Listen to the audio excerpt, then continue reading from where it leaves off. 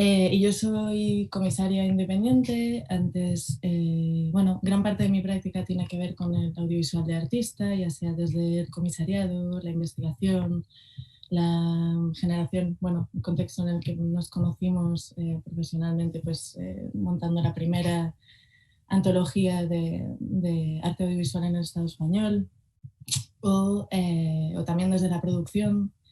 Y en paralelo pues he ocupado posiciones como ser responsable de programas públicos en el Museo de Arte Contemporáneo de Burdeos. Creo que es un poco ese el perfil. Pues yo soy Ana Rodríguez y bueno, estoy encantada de estar aquí con Ana, que nos hemos ido cruzando a lo largo de estas trayectorias. En la actualidad trabajo como responsable del Centro de Residencias de Matadero, Madrid, donde me incorporé en septiembre, pero es verdad que mi trayectoria ha estado muy ligada a diferentes instituciones en el Estado español.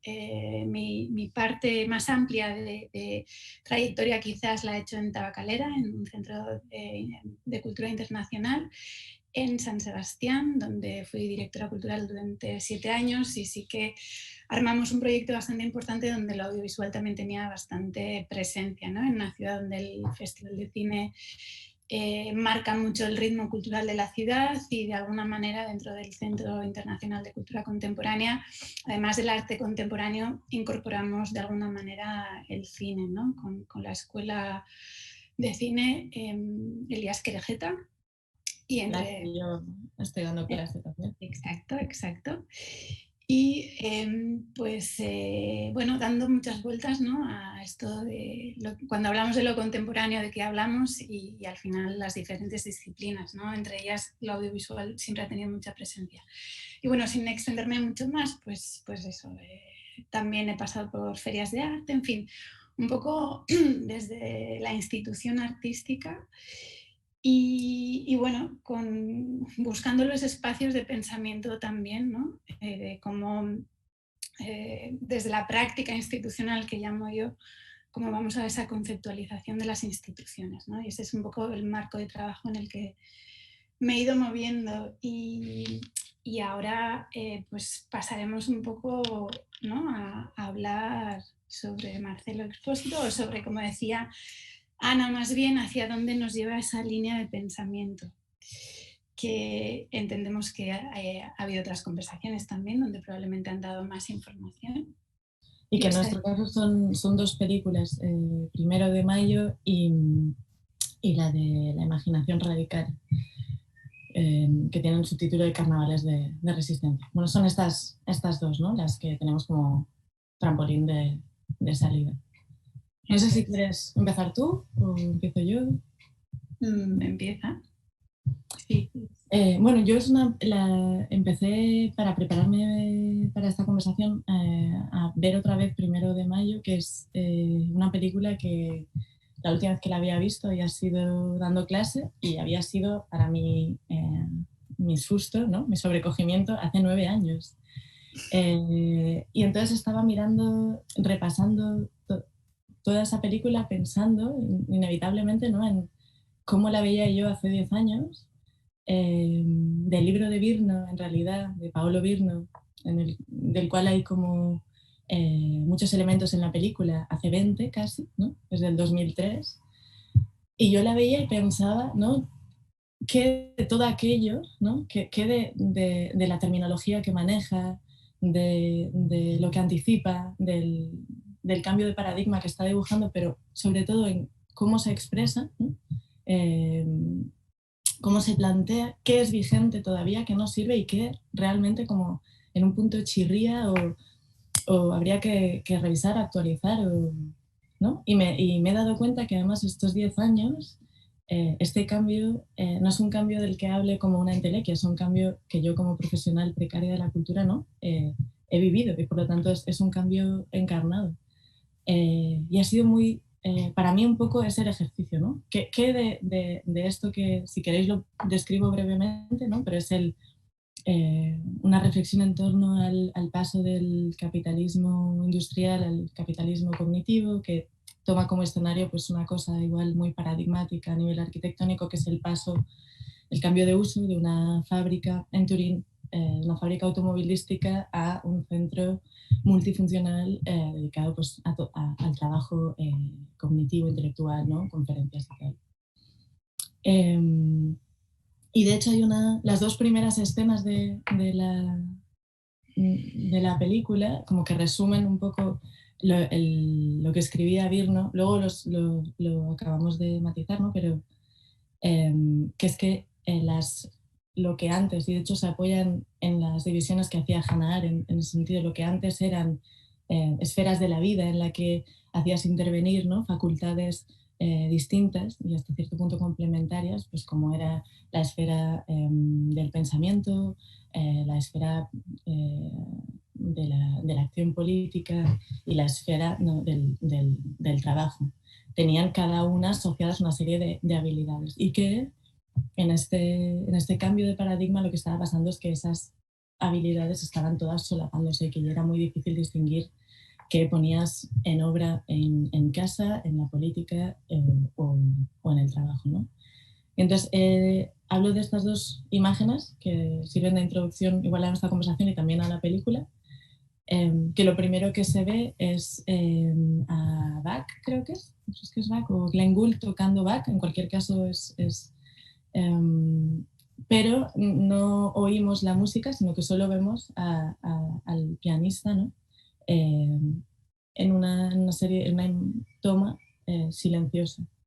Y lo siguiente que vemos es una chica que, por lo que vemos, bueno, está trabajando, ¿no? Lleva como un identificador y está ocupándose, por lo que parece, de una zona como de juego de niños, ¿no? Pero como si los padres hubieran dejado a los niños ahí, ¿no? Pero en cualquier caso un trabajo de cuidado, un trabajo, incluso, sí, un trabajo de cuidado, y entonces ahí suena la música, ¿no? de la primera escena. Como si, ¿no? las características de la acción virtuosa al piano, en realidad son las mismas, ¿no? que pone a trabajar ese sector como el trabajo cognitivo, pero yo añadiría el de cuidados, que Virno no lo añade tanto, pero esa primera imagen ya lo trae ahí sobre la mesa. Entonces, desde este paradigma, para mí la pregunta era ¿qué sirve? ¿Qué no? ¿Qué se cumplió? ¿Qué se exacerbó? ¿Qué hay que como anotar al pie de página, ¿no? Yo, si me permites, tomo un poco desde, bueno, donde estabas cerrando un poco ahora, ¿no? Que es el principio, vamos, que es esta idea del virtuoso, ¿no? Que es un paralelismo muy literal casi, ¿no? El que hace la película, ¿no? La idea del virtuoso según Virno, ¿no? Que al final es una acción política casi, ¿no? Un trabajo que no tiene un objeto final, sino que tiene que ver con ese intelecto y como bien tú dices, si queremos, rescatamos esa idea de los cuidados, que creo que es muy pertinente, sobre todo, bueno, siempre lo ha sido y ahora creo que es más que nunca, ¿no? Como de esa inmaterialidad.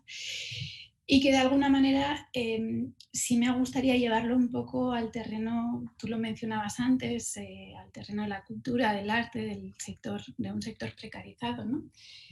Y que acabemos siempre hablando de lo mismo, sí que creo que viene bastante a colación ahora mismo porque muchas veces se ha mencionado, ¿no? la vida del trabajo del artista como un ejemplo a seguir, ¿no? En este momento de trabajo inmaterial, en el que desde luego el espacio físico se ha descentralizado absolutamente, se puede trabajar desde cualquier lugar y en cualquier momento, ¿no? Y eso ha llevado a la precarización absoluta, engañados por esta flexibilización, ¿no? Que creo que en el caso de los artistas, además, cuando se dice que la vida y el arte se juntan, ¿no? Es algo engañoso cuando, leyendo también a Bojana Kunst, que es una teórica que habla mucho sobre la precarización del artista, y creo que ella hace un símil, ¿no? Como que el artista ha sido ejemplo de alguna manera para ese trabajador cognitivo del momento, del momento en el que vivimos ahora mismo. Pero yo sí que me atrevería a hacer una diferencia bastante fuerte en el que no confundamos el paradigma de arte y vida, ¿no? Que no hay diferencia en la vida del artista, ¿no? Con perder esa esfera privada que la estamos perdiendo ahora, ¿no? Quiero decir, el artista es ejemplo quizás en esa flexibilización, pero el artista además en este paradigma ha tenido que aprender otras nuevas habilidades que no se corresponden con hacer arte, ¿no? Ni con su política, ni con su actividad, que tiene que ver con saber gestionar proyectos, con saber hacer un trabajo de comunicación, con saber gestionar de otra manera, ¿no? Y que quizás salto a otro ámbito, pero en vez de alargarme más, te pasaré la palabra también, Ana, por seguir con la conversación, pero que de alguna manera Isabel Lorey también con toda su idea de la precarización sí que incorpora, ¿no? Este ámbito, dice que se está generando una nueva esfera que no pertenece ni a la privada ni a la pública, sino que es una esfera en la que se mezclan las dos y en la que acaban por precarizarse tanto la vida social como la vida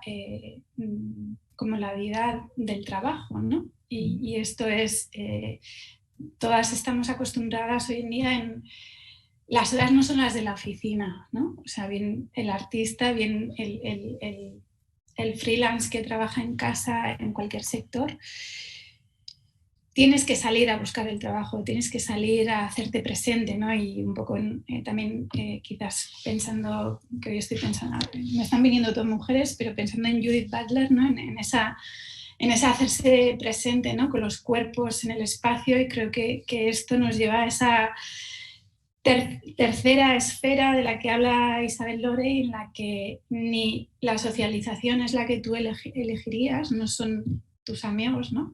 Pero es una venta de esa vida privada en la que tienes que demostrar tus capacidades de relación con otras personas, ¿no? Y sé que me he ido mucho al ámbito quizás cultural, que es el que vivimos nosotros, pero que obviamente es uno de los paradigmas uno de los ejemplos más cercanos a lo que nos referimos cuando hablamos de trabajo inmaterial, ¿no? Obviamente la película, la pieza de Marcelo Espósito está muy arraigado a un fordismo, ¿no? A un trabajo muy de fábrica, y pasa un paralelismo al centro comercial que también genera otras problemáticas que tienen que ver con el consumismo dentro de nuestra vida, de nuestro tiempo libre, ¿no? Entonces, bueno, sin cerrar mucho, lanzo también estas ideas, recogiendo de esa idea que lanzabas tú, Ana, del virtuoso, de lo intelectual frente a los afectos, ¿no? A los afectos no es un concepto que hayas utilizado, pero sí a los cuidados, ¿no? Que tienen que ver mucho con ese tercer sector también, ¿no? Sí, retomo algunas cosas que has dicho y que igual vale la pena puntualizar para quien igual no haya leído a Virno. Sobre el virtuoso, tú has dado como uno de los rasgos de su actividad, que es que no produce ningún objeto, pero el segundo es que necesita de la presencia de los demás, ¿no? Que hay algo de su... el valor de su trabajo sucede en esa presencia. Lo digo porque igual uno de los apuntes que yo tenía es qué ha pasado con esa presencia, ¿no? Y más ahora, que todo está como virtualizado. Antes de ir a esto de la presencia, en relación a la cuestión del artista y el virtuoso que comentabas tú, ¿no? Yo sí que tengo el mismo reflejo que tú, ¿no? Veo la idea de virtuosismo, veo esta película, veo este cambio de paradigma que dibuja, veo el uso de la fábrica como espacio que se transforma en un centro de servicios, y es casi inevitable decir, pero y el ejemplo de las fábricas, ¿no? Que pues comentaba Calera, ¿no? Fábricas que eran sitios de trabajo industrial y que ahora son muchos centros de arte, y en Barcelona se les ha dado un nombre que son fábricas de creación, ¿no? Que igual es como una cosa que recoge muy bien ese cambio de paradigma. Y entonces yo pensaba, ¿por qué será, ¿no? Que Marcelo no incluye el artista, sino que además él, ¿no? bueno, de hecho le haría una doble pregunta, ¿no? ¿Por qué no hablas del artista y por qué no hablas del político? Que son caminos, ¿no? que tú has recorrido, ¿no? Porque has estado en el Parlamento, has sido artista, que lo del Parlamento vino mucho después de que hiciera esta película, pero como que no aparece la figura del artista. Y pensándolo, en realidad no me parece mal, porque creo que hay algo tanto en el virtuoso como en el artista que parecen seres o tareas medio excepcionales, ¿no? Como en el caso del artista igual menos, ¿no? Pero en el virtuoso está clarísimo, ¿no? Ser virtuoso es una cosa, bueno, muy rara, ¿no? Muy excepcional. Y creo que el cambio de paradigma es mucho más generalizado y es mucho más generalizado que incluso en el ámbito del arte, ¿no? Estoy de acuerdo contigo y podemos también volver a eso, que el arte ha sido punta de lanza en ensayar muchas de las formas de precarización, ¿no? Pienso ahora en cosas que ha generado el confinamiento, que ¿no? Todo el mundo se ha sentido como una autónoma, ¿no? Con su tiempo, su casa, ¿no? Era como, si llevamos trabajando así mucho tiempo. Pero en realidad pienso que no está mal que no pensemos solo a nosotros nos sucede porque estamos en ese ámbito, ¿no? Pero como que la figura de artista tampoco me serviría. Y pensando en si tuviera que dar clases a mis alumnas ahora y generar una especie de imagen de virtuoso como ejemplo de esa imposibilidad de distinguir entre qué momento estás trabajando o en una lógica de conseguir ¿no? una rentabilidad y un dinero, ¿no? Y cuando estás viviendo o poniendo en práctica pues, formas de sociabilidad, de afecto, ¿no? Que se están mezclando. Igual el ejemplo más paradigmático que se me ocurriría es el de un influencer, un Instagramer, un youtuber, ¿no? Que son claramente la vida es el trabajo y el trabajo es la vida, ¿no? Y ahí está todo metido. Y de paso, con esta imagen de este rasgo de él o la influencer, me permitía añadirle también un rasgo o una actualización a lo que proponía Virno y que retrata Marcelo, que es que yo tenía una duda de si realmente ahora la idea de General Intellect, que en realidad es el nombre que le da a las facultades, ¿no? Generales que son las que indistintamente manejas en cualquier esfera de la vida, si eso es ahora mismo también la principal, ¿no? Fuerza de trabajo, ¿es esa o hay otra, ¿no? Entonces, pensando en el Instagram en otra vez, creo que hay un algoritmo intellect también, ¿no? Que cada vez más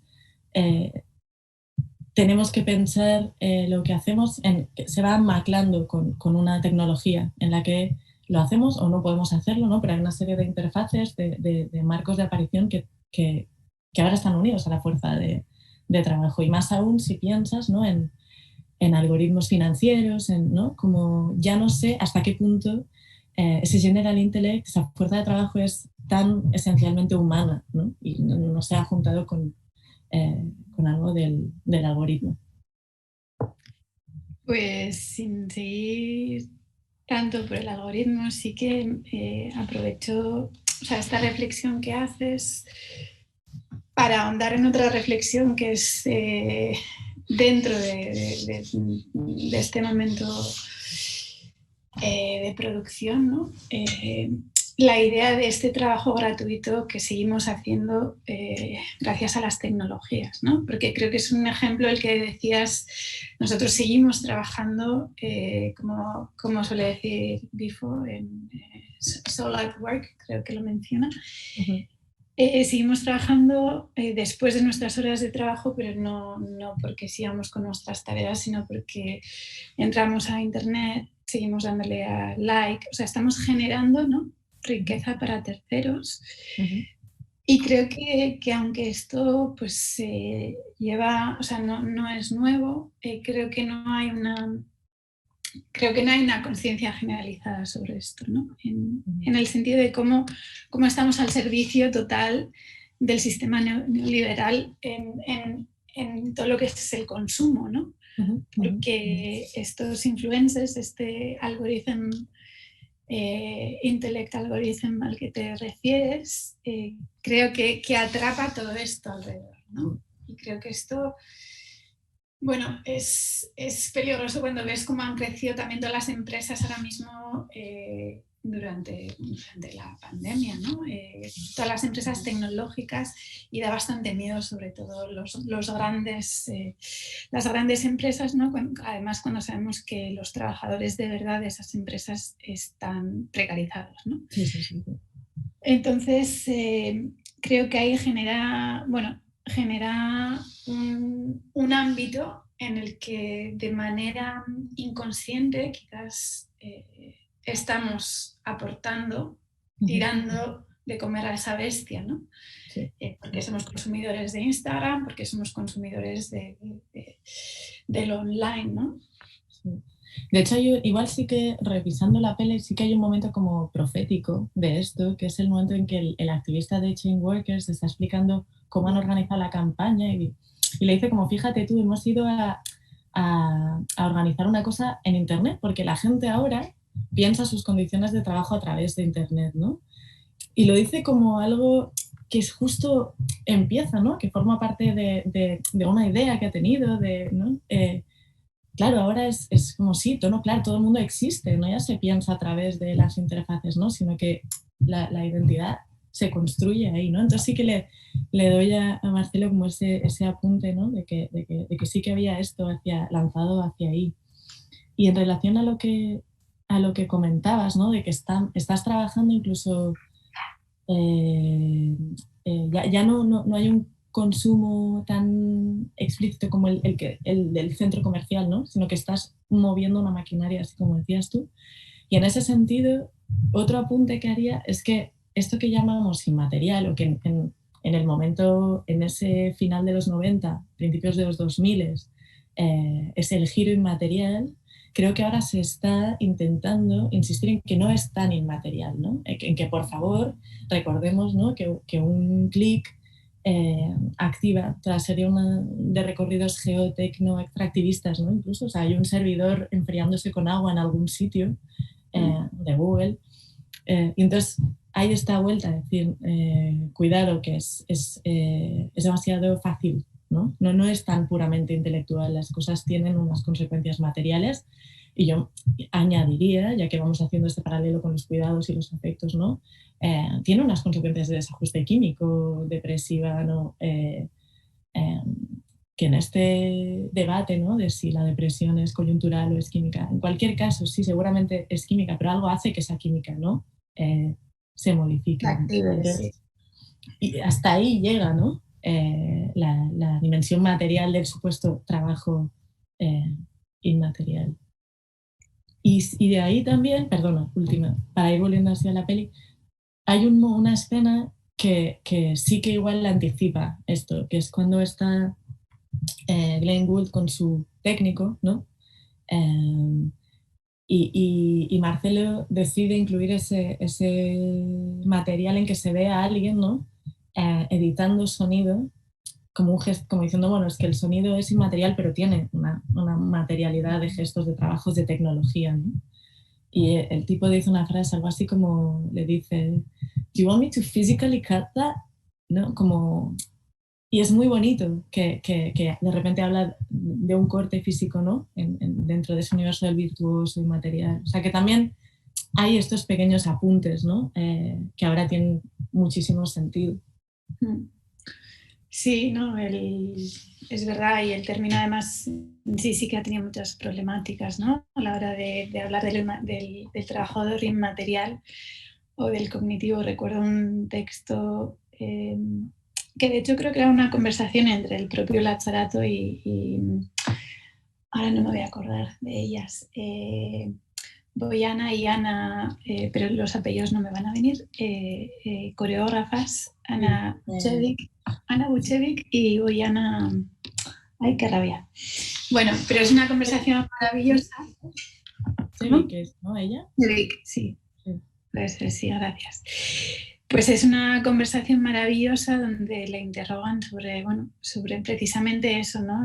Cuando son dos coreógrafas teóricas, sobre todo, pero que tienen una práctica también, ¿no? Y discuten esa inmaterialidad de los cuerpos, ¿no? Si cuando estoy bailando, cuando estoy haciendo una coreografía, moviéndome, la materialidad del cuerpo está ahí, ¿no? Entonces creo que él traza una genealogía de cómo vinieron con el concepto y que nunca les gustó realmente esto del trabajo inmaterial, y el cognitivo, pues todo necesita de esa cognitividad, ¿no? Entonces, bueno, creo que en el momento sirvió, pero creo que es interesante pensar sobre estas cosas de la fisicidad o materialidad del sonido, la materialidad de los cuerpos, pero que en cualquier caso, es verdad, volviendo al virtuoso de Virno, ¿no? Que no hay, rara vez hay un objeto final que te lo puedes llevar a casa. Que por otra parte a mí también me generaba duda este concepto en concreto, porque dentro de la inmaterialidad y de las experiencias, ¿dónde sitúas, por ejemplo, ¿no? Una pieza de arte contemporáneo, una exposición de arte contemporáneo que es totalmente experiencial y es desde el virtuosismo, pero después cuando la obra en sí, la pieza, puede pasar al mercado y se vende y genera un beneficio, ese salto, ¿no? del sujeto político, el virtuoso, que, como decías, y además Virno en eso creo que es bastante tajante, ¿no? En cuanto hay un objeto ya deja de ser virtuoso y por lo tanto deja de ser político, en cierta manera.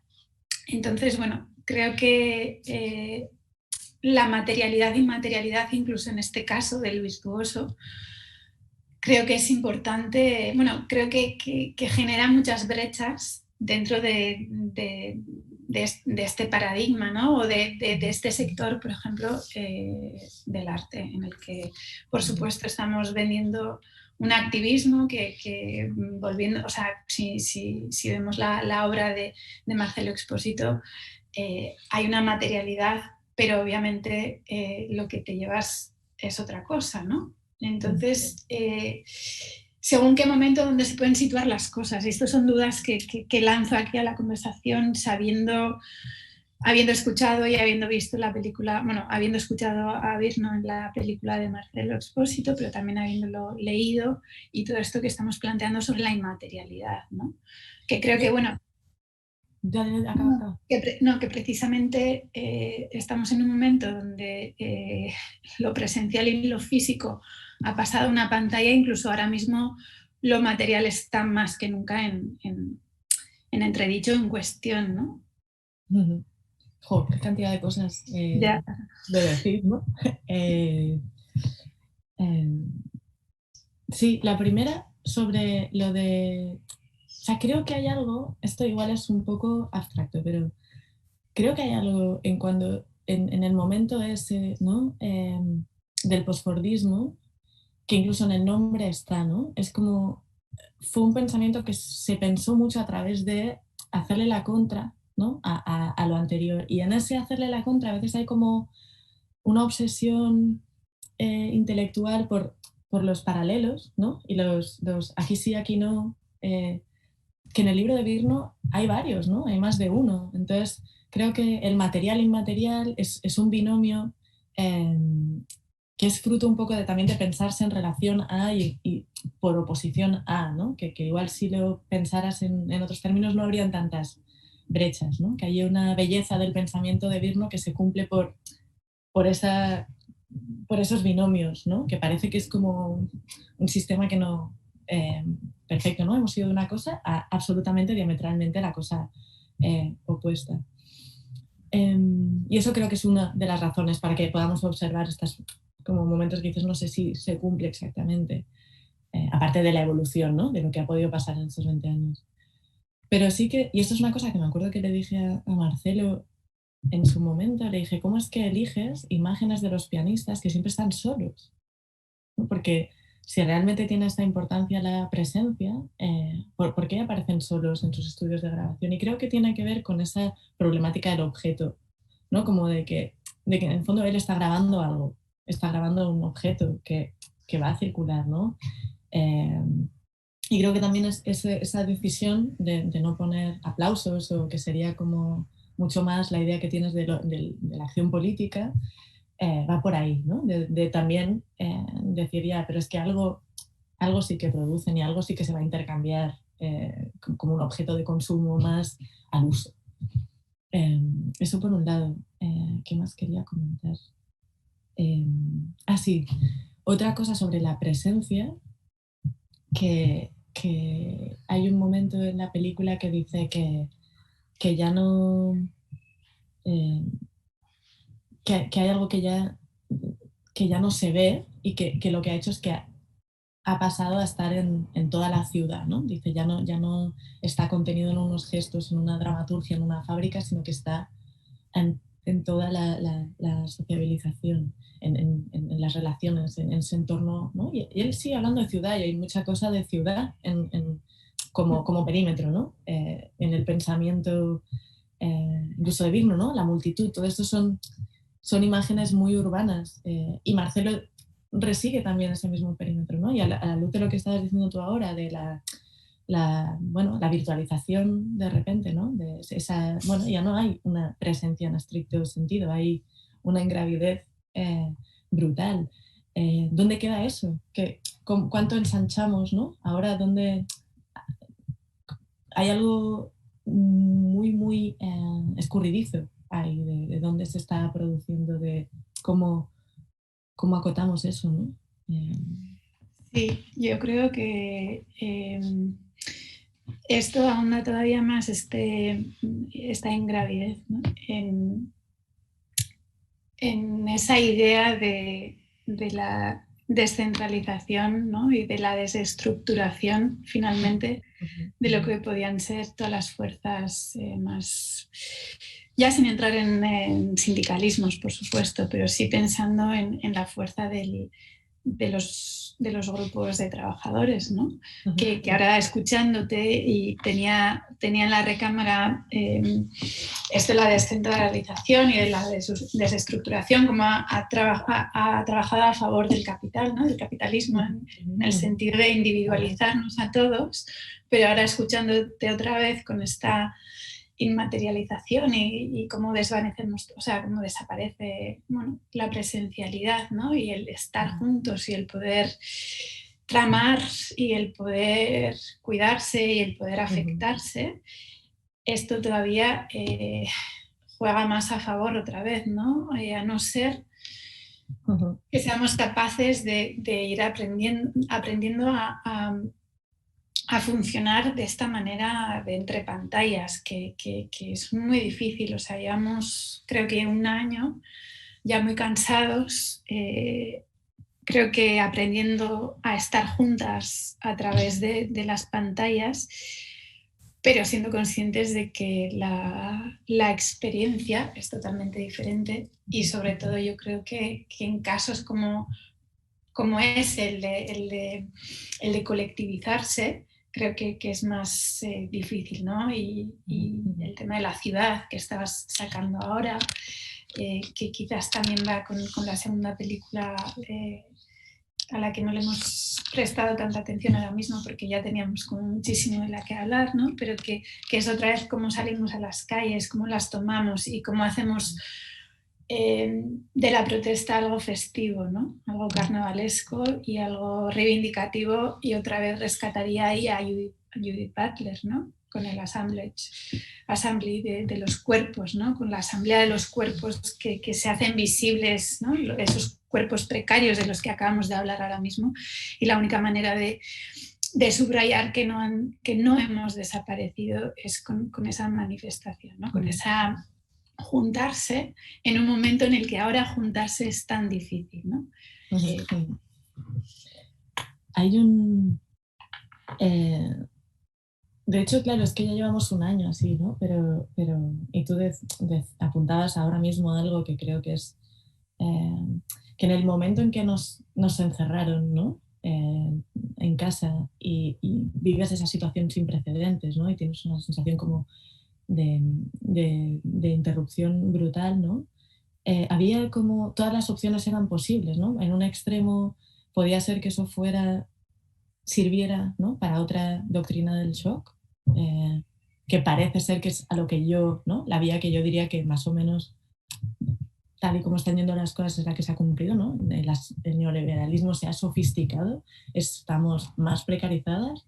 Ya, yo por siempre había últimamente trabajado en casa, ¿no? Pero hay mucha gente que ya la empresa no les paga los lugares de trabajo, los desplazamientos, o sea, como toda la sensación de eso, de que ha contribuido al perfeccionamiento de un sistema, pero en ese momento, y ahora cuesta transportarte ahí, ¿no? Había también la sensación de que igual era un momento de cambio. Y recuerdo que Marcelo entrevistó a Bifo y Bifo dijo que la manera que había que interpretar ese momento era como que era el síntoma de que el capitalismo ya no era inevitable, ¿no? Y eso yo tengo la sensación de que eso ha desaparecido completamente, ¿no? Pero hubo, y lo rescato, ¿no? Amigas que decían, no, esto hay que cogerlo, ¿no? Y darle ¿no? Hay que aprovechar el vacío para darle esta otra forma y al final mi sensación es mucho más cercana a lo que tú decías, ¿no? Se ha exacerbado muchísimo lo que ya teníamos. Yo tengo la sensación de que la gente se ve la mitad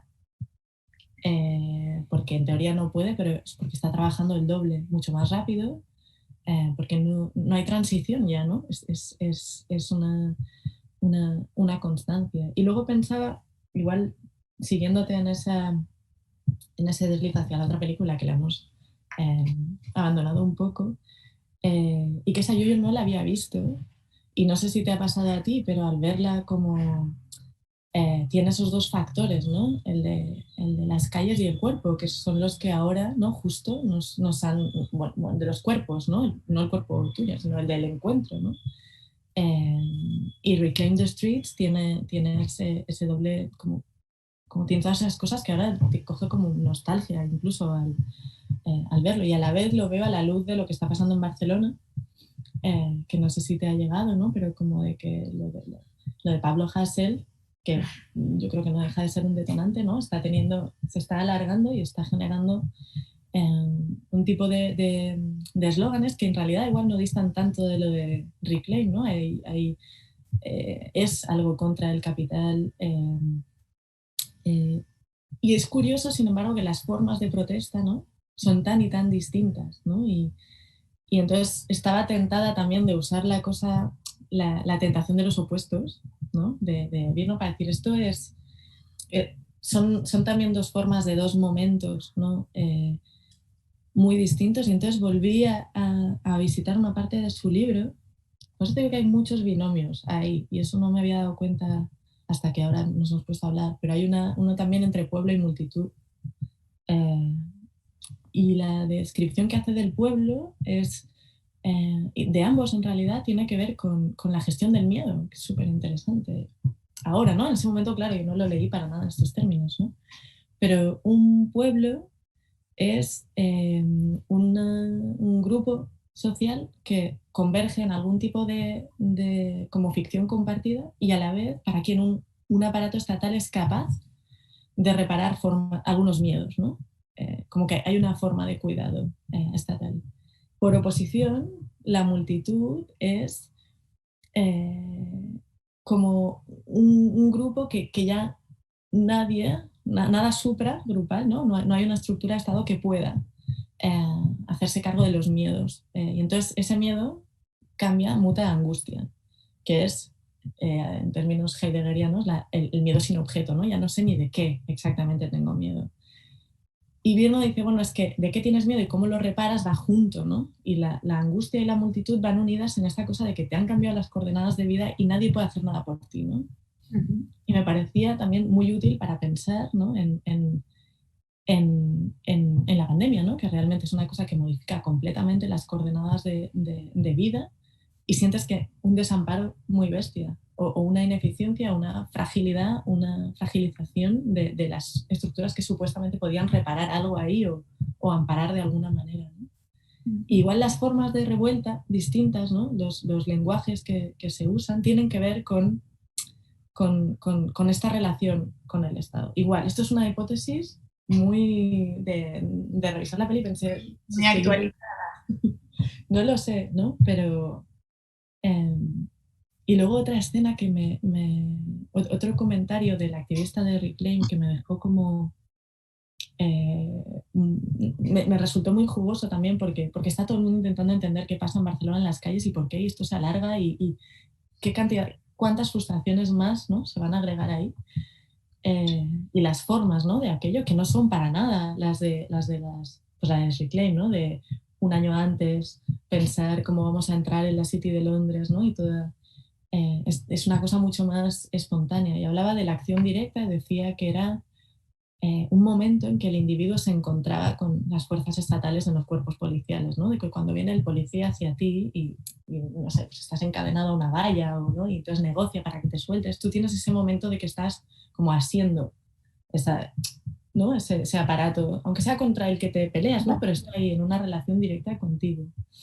Y a veces, y pensaba, ¿no?, igual lo que está pasando en la calle es que hay esa sensación, ese deseo de decir, colócate ahí delante, ¿no?, porque todo es tan volátil. Y ya no sé, ¿no?, al menos aquí, ¿no?, me encuentro con ese aparato que me falla, ¿no? Y puedo establecer una relación, aunque sea violenta, ¿no?, momentáneamente directa, con algo así. Pero es muy recomendable verlo ahora.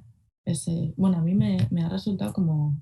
Sí, es verdad que se ve, ¿no?, el paso de los años y cómo han evolucionado las tipologías quizás, ¿no?, de protestas y de hacerte con las calles, ¿no? Y creo que efectivamente ahora mismo lo que estáis viviendo en Barcelona en ese sentido, bueno, es una derivada que me gusta esa reflexión, ¿no?, de agarrar la autoridad y querer, bueno, ese desahogo, revertir esa violencia, ¿no?, que a veces es pasiva y otras veces no tanto. Y que ahora mismo, como decías, sí, que toda es la muy gente volátil y al menos ahí la traes a la tu cuerpo, agarras. ¿no? Sí, sí, sí, sí. Y que creo que, volviendo a otra cosa que decías antes, y esto del miedo, ¿no?, que hablábamos de cuando todo empezó, o sea, hace un año, ¿no?, la pandemia, el parón, y creo que hubo un atisbo de esperanza de que las cosas parasen de verdad y demostrar que el mundo podía sobrevivir parado de otra manera, ¿no? Pero creo que esa esperanza duró como 2 o 3 semanas, dentro del miedo que se tenía a lo desconocido también, pero con cierta... no me atrevo a utilizar la palabra ilusión, pero con ciertas ganas de otra vía de vida y de trabajo y de sociedad, ¿no?, que duró muy poco porque nos lo han desmontado, no hemos sido capaces y porque el mundo sigue girando, ¿no? Y esto, bueno, desde Occidente, que tenemos que tener en cuenta también esto, ¿no?, que a veces... Bueno, que en este tipo de conversación tendemos a generalizar, pero estaba pensando que como siempre desde el privilegio de donde estamos y cómo, pero con esa ilusión de que se podían hacer las cosas de otra manera, están poniendo los cuidados en el centro, los cuidados necesitan otros tiempos y de repente nos dimos cuenta de que esos tiempos podían ser reales y que podíamos funcionar de otra manera, pero nos ha podido otra vez el gran monstruo, ¿no?, que se adapta fácilmente a las nuevas oportunidades. Sí, incluso a nivel ecológico yo creo que estábamos ahí, ¿no?, pensando con estas especies, ¿no?, que aparecían otra vez en lugares en que llevaban años sin aparecer, ¿no?, y parecía que vamos a hacer algo para que se queden, ¿no?, esos delfines en Venecia, ¿no? Y en realidad, ¿no?, se fueron otra vez y la precipitación fue para volver, ¿no? Sin saber que volver, en realidad nunca volvemos, fuimos a peor, ¿no? Exacto. Y eso es un poco desolador. Y luego hay... No, iba a decir a ver cómo remontamos para acabar en un tono positivo la conversación. No lo sé, pero tenía 2 apuntes más sobre las dramaturgias de revuelta, ¿no? Que las de Reclaim tienen esta cosa muy de if I can dance, ¿sabes? Sí, Si sí, no sí, puedo sí. bailar, esta no es mi revolución. Y eso parece ahora como, no sé, yo tenía una sensación entre fascinación y cosa inocente, ¿no? Y veía lo que sucede aquí y lo conectaba también con lo que pasó en Londres en 2011, ¿no? Que empezaron en Londres, bueno, y en otras, en Inglaterra, como que... Y lo conecto porque lo que sí que aparece es esta cosa del saqueo. Eh, Sí. y es interesante en relación a la primera de las dos películas, cuando el de Chain Workers habla de las trabajadoras precarios y de que pese a su precarización y a que están trabajando y siendo explotados en trabajos temporales, que esto es una cosa que también me sorprendía, ¿no? El trabajador autónomo hace 20 años era alguien que tenía un mal contrato, ¿no? Pero no es la misma figura que ahora, ¿no? Entonces esta juventud que tiene malos contratos, que está explotada en los centros comerciales, sin embargo consume muchísimo allí, ¿no? Y a la vez la acción que realizan chain workers pues la hacen en el centro comercial por esa razón, ¿no? Y aquí pasa lo mismo, ¿no? Que en paralelo al movimiento y al tono antifascista, anticapitalista, por la recuperación de las calles, ¿no? Que esto es una cosa que siempre vuelve en las protestas en Barcelona, ¿no? Las calles serán siempre nuestras. Eh, están habiendo esos saqueos también, ¿no? Y es como que el consumo también se cuela ahí, Sí, sí. como una especie de urgencia. Sí. Sí.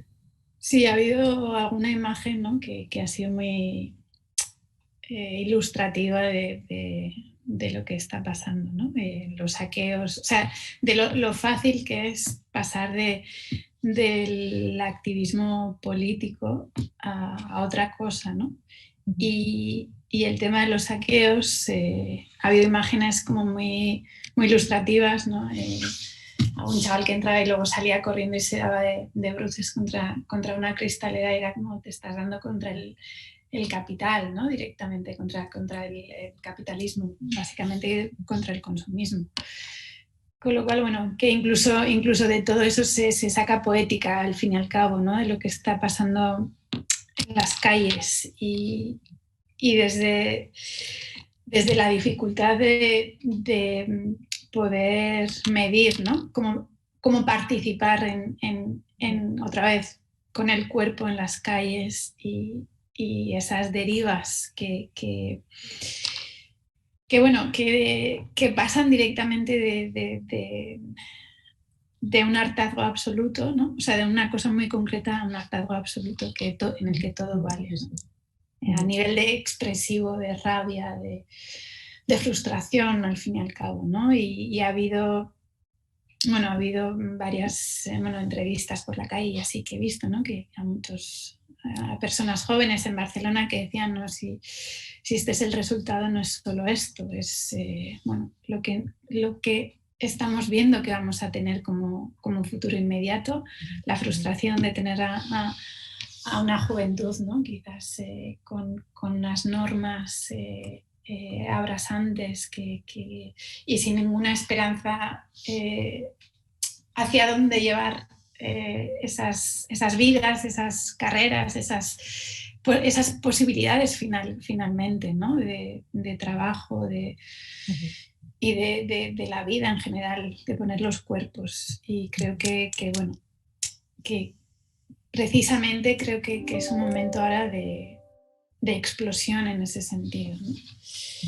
Que tú lo tienes mucho más cerca y que el análisis será mucho más certero, pero que es un poco la sensación que da.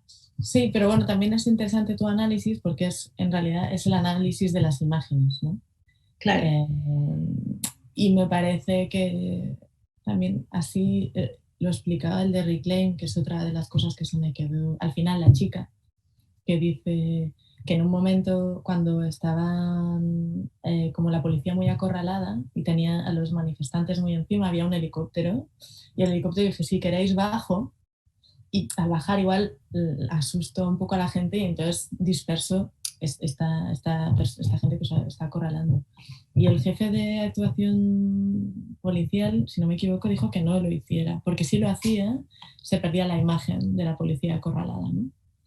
Y creo que estar produciendo a tiempo real el relato visual que, como sabiendo que ese es el único que va a importar, ¿no? Porque la volatilidad, la pérdida de la presencia, el virtuosismo digital, ¿no? Está muy conectado seguramente con la posverdad, ¿no? Ya da igual lo que haya sucedido de verdad, ¿no? Al final la imagen importa. Entonces igual aquí podemos sacar la nota positiva, que es importante, y creo que en su película él lo intenta, por un lado capturando y hablando de ese archivo de la revuelta, ¿no? que es otras maneras de hacer y otras maneras de capturarlo también, ¿no? de narrarlo, de darle una entidad visual que no sea la del poder o que no sea siempre la misma. Entonces, al final creo que tu punto de vista y el mío no están tan lejos, porque lo que pasa a nivel de imagen es tan o más importante. No es lo deseable, ¿no? Pero funciona con este peso. Entonces el trabajo en la imagen me parece crucial, ¿no? Sí, totalmente. Y es verdad que no hemos hablado desde ese punto de vista, ¿no? Y que me parece súper importante como la construcción de narrativa a través de todas las imágenes que se producen hoy en día, que comparadas con, que era a finales de los 90, Reclaim the Streets. Sí, 99. Bueno, sí. esa la que ocupa, de la que se ocupa Marcelo es 99, que es una... Sí. Pues que claro, en 22 años la producción de imágenes al final, bueno, se ha democratizado, se ha dispersado y se ha multiplicado, ¿no?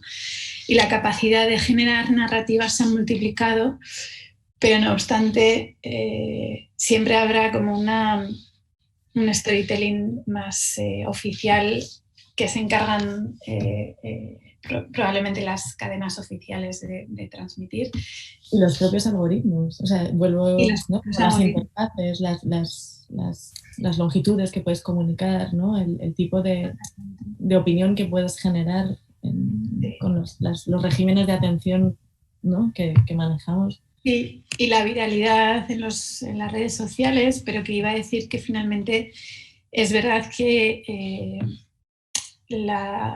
o sea, al final, aunque estén muy... aunque tengan un amplio, ¿cómo se dice?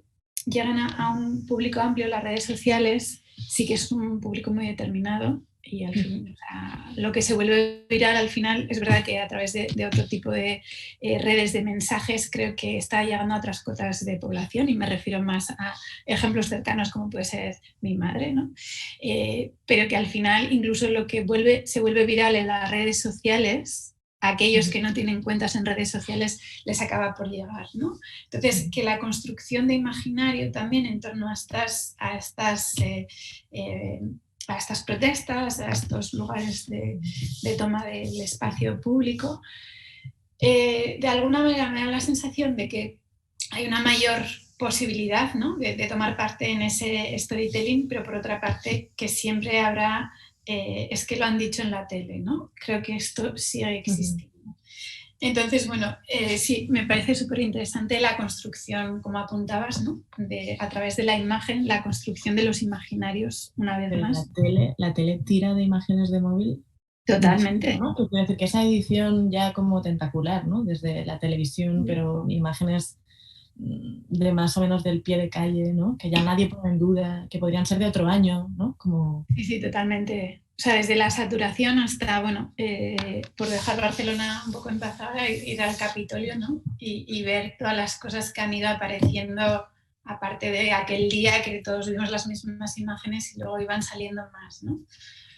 Pues las diferentes perspectivas al final y perspectivas de la realidad también, ¿no? Bueno. Pues esto es todo lo positivas que hemos conseguido. No, pero ahí, siguiendo con lo positivo, estamos en el marco de un festival de cine en el que habría que defender, ¿no?, la importancia y la responsabilidad de las imágenes que generamos y que consumimos, ¿no? Y en ese sentido, la importancia de este tipo de foros a la hora de poder tener un marco subjetivo de visiones de vida, de lo social y de la política. Y yo añado el ámbito del arte, que dentro del trabajo de imágenes, yo siempre lo digo, que el arte es, me fascina porque todo es posible, en el bueno y en el mal sentido, ¿no? Es capaz de hacer derivadas financieras casi, ¿no?, en los comportamientos, pero a la vez también es el lugar en el que pues, incluso las dramáticas audiovisuales saltan, ¿no? Y las restricciones que puede tener el cine más tradicional a nivel de industria o de consumo de esas imágenes, pues también saltan. Entonces, sí, romper una lanza a favor de los festivales de cine y de las artistas y realizadoras que están ahí intentando dar otra forma a los acontecimientos. Sí. Y que nos hacen generar estos espacios críticos al final y sentirnos parte de los debates, ¿no? A través de los foros o de las Q&As que hay después, sí que creo que es importante a la hora de generar pensamiento crítico y esfera pública también. Una memoria, o sea, que yo me parecía, veía las dos películas y las veía las dos como un eslabón fundamental, ¿no?, para entender cómo hemos llegado a donde estamos. Sí. Sí, no, y totalmente de una pertinencia a la hora de, lo decías al principio, ¿no?, que es vigente y que no lo es ya, pero es que son películas muy vigentes a la hora, ahora mismo son muy pertinentes a la hora de debatir todo esto, ¿no? Uh-huh. Así que gracias al cine, al arte, y a ti por querer hablar conmigo, por esta conversación. Y a ti, qué bien.